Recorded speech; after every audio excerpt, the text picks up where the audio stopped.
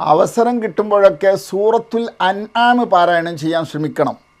കാരണം ലമ്മാ നസലത്ത് സൂറത്തുൽ അൻആമി സബ്ബഹ റസൂലുള്ളാഹി സ്വല്ലല്ലാഹി അലൈഹി വസല്ലമ, സൂറത്തുൽ അൻആം അവതരിപ്പിക്കപ്പെട്ടപ്പോൾ നബി സല്ലല്ലാഹു അലൈഹി വസല്ലമ തങ്ങൾ സുബ്ഹാനല്ലാഹ് എന്ന് പറഞ്ഞു, അത്ഭുതം കൊണ്ട് പറഞ്ഞു.